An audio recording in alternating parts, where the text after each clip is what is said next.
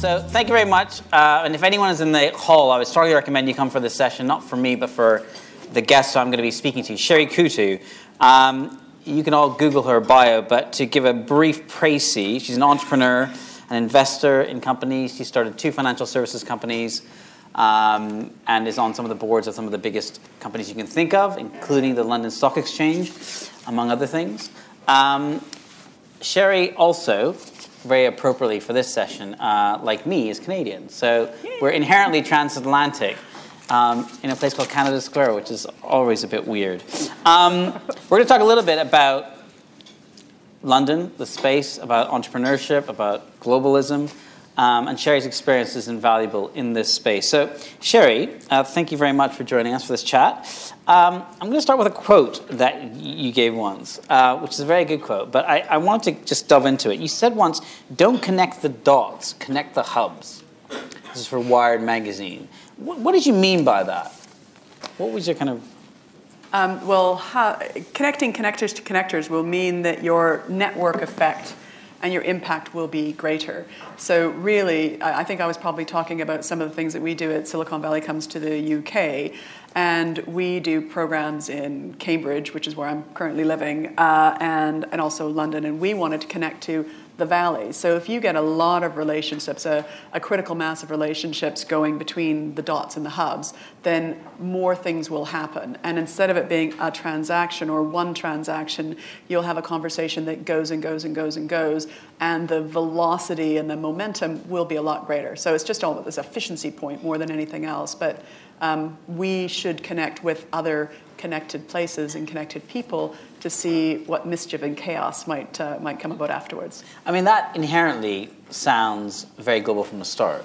And I suppose, where does then London sit within that? You talk about ecosystems and hubs, and you obviously mentioned the Valley, which you know well. Where does London, and indeed other bits of the UK, sit in that kind of space now compared to, say, when you first started doing this a few years ago? London obviously sits where London is. London recently tried to subsume, so Cambridge, in Cambridge we call London Cambridge South, just so you know. London thinks we're part of London, us here in Cambridge. But, you know, as a Canadian, we come from a very large country. And if you think about it, this island is actually quite small.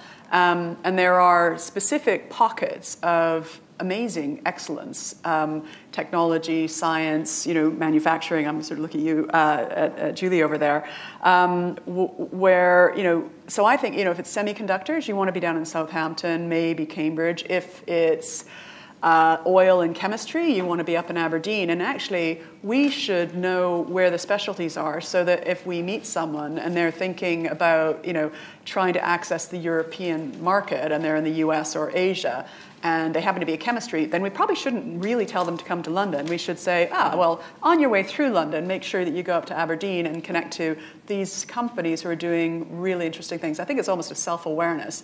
We did a really interesting study the other day. I'm on the translation committee of the Royal Society. And we looked at the fastest growing science-based companies in the UK. And I had no idea if they were going to be teeny companies. I was hoping they would be growing fast, but had no idea. And thank God we're in this country and we can get good data. So we looked at 175 companies and where we had great data. And we found that they were growing on average at 92% per annum. And I'm pretty proud about being from Cambridge, and we know that our top 50 fastest growing companies there grew their revenues at 17% last year. So imagine my surprise and horror that the science IP-based companies, when you went back down on a granular level, were growing considerably faster. And that was interesting to me. And it wasn't that they had no revenues. They grew their revenues from 686 million to 1.3 billion in a year. Wow. And that's the importance of understanding where our pockets of expertise are, also in understanding the ecosystem. I know that the earlier panel was talking about the importance of ecosystems and that approach. It is the approach, and knowing who's good at what or where you should go if you meet a chemistry person, knowing that it's there. And, if you're manufacturing and fabrics, where should we go for that? Somewhere in the Midlands, I'm guessing. Yeah, so Northampton. So just knowing where the specialties are. Earlier this week, I was with the fellow who had defined the F1 ecosystem and cluster. And I hadn't really known that there was one before.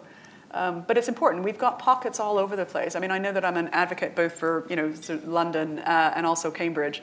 But there are other pockets. And we shouldn't forget that, because as a nation, quite a small one, we should all know where we can point people in the right direction, because that will be more helpful for everybody to grow. If we can help a large, either perhaps government procurement person in Washington connect to the right person in Northampton or Leeds, then that will be really great for our economy, because the economy, the local economy there will grow faster.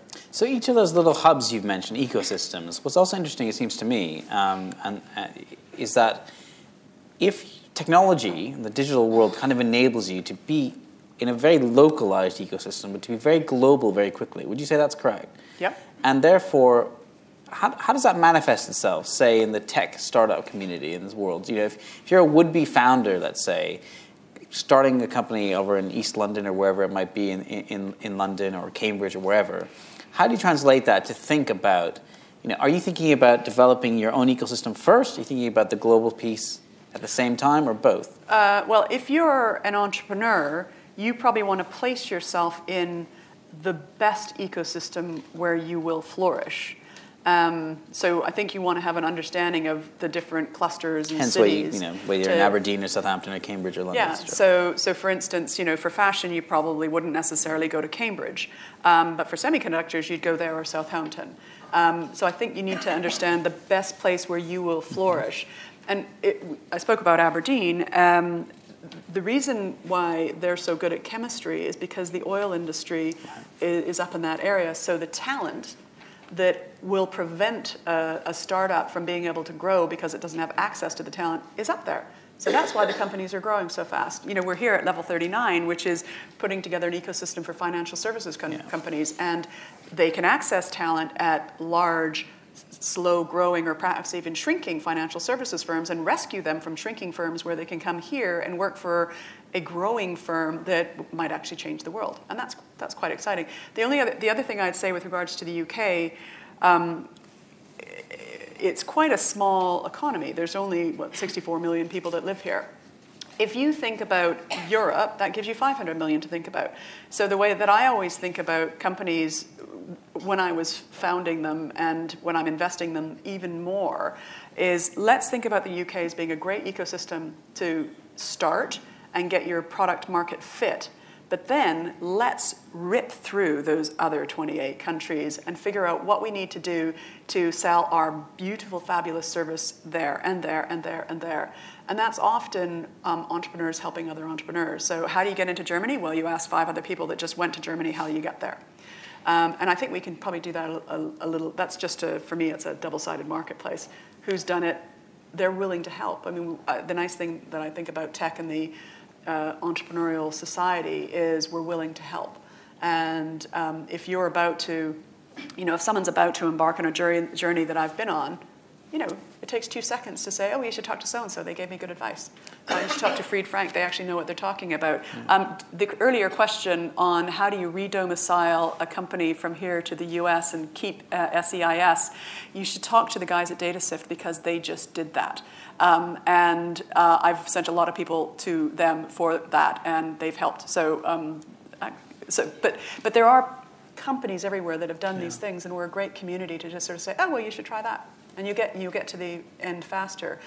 I think we're going to talk about scaling companies. Yeah. I would, and as a journalist, you have a real impact that you can have on our culture. And I would love you to talk about whether or not companies are scaling up or growing or shrinking, rather than talking about a SME, which I find offensive. I find the word SME very offensive because it's talking about a small or a medium-sized enterprise as if they're always going to be small or medium size. And that's just wrong. With 100% of the net new jobs that are created by companies less than 5 years old, to talk about something that's small as if it's always going to be small sort of is quite annoying. So I'd love you to change your language to growing. I don't think we're that bad on And you that. said startups as if they just start. Yeah. But 40% of our GDP is from companies that are less than 15 years old. So when do you change from startup to... When you go from being Google to... I mean, the startups obviously change very quickly. Yeah. I mean, going from... But it's not about business creation. It's about the journey. And I think we should all think about the journey. And, start here, move across to Europe, then go take over Google in the States. So on the Europe, some other company in the States. So just thinking about where the UK and London is placed, or Canada. Obviously, as you said, London is a hub for financial services in the world, and a great space for that. And as you said, this place is kind of leveraging that very successfully. In terms of kind of how then you scale that and look further afield, Europe is an obvious place to start. And, are companies doing that effectively? Are they kind of jumping in there quite quickly? Is that kind of a common... UK small growing companies export less than scaling companies actually export less. And I think that there's a huge opportunity in making it easier for them to understand what they need to do to go across border. One of the things that I like to do, as an investor is, okay, how easy is it going to be for that particular product to roll out internationally? And if it's a highly regulated, then it's a little bit harder, or sometimes it's a lot harder. Sometimes it's even impossible. But if it's in financial services, it's pretty easy. You've got the passports. And some life sciences, some med tech, fantastic. You fix a person here, and people biologically are very similar. So that's, again, another one where the non-tariff barriers aren't very important. So I think we could focus on export help and advice. And there are some, let's call them informal educational programs that focus on helping the senior leaders of companies that are scaling go to other countries faster. And they do pretty well. I'm just thinking about Endeavor, which was started up by a woman, but out of Boston. And they've run this program to coach and mentor entrepreneurs in 20 different countries for 20 years. And they've coached, I think, 561, if I'm right, entrepreneurs, all of whom were scaling before they got picked for the program. And those entrepreneurs now employ 400,000 people, and their turnover last year was $6.5 billion. And they get specific mentoring in, this is how, if you're in Chile, this is how you go to Argentina, this is how you go here. And if you're in Europe, this is how you go here. And if you're in Israel, oh, well, your next thing is there. And after that, your product looks good for there. And they introduce them to people who have done what these guys need to do next. And it's really, really effective programs. And it's a big opportunity. Is that a government-run program? No. No, government has never given it one penny. Right. And it's all been... Should it be more? They totally should. It could grow. I'm sure that it could grow into other economies that could benefit from some of the companies scaling internationally faster. But Germany has their exports, their smaller size companies, because the stats are always in SMEs, which causes me a difficulty since I don't like the word. But they export more. And again, their economy is only 60 million, but I think that's twice or three times a greater proportion of their medium-sized companies export in Germany than ours do. And we could do that. And if we did, the economic benefit would be enormous if you add up the numbers of the extra turnover. So you go from 59 million or 64 million as a population to having 500 million of the customers you can easily serve. If you think, I'm only going to serve 50 million customers or 60 million, and then suddenly, I've got 500 million, and it's not hard to get to them, that changes your mind frame. It also changes how you hire.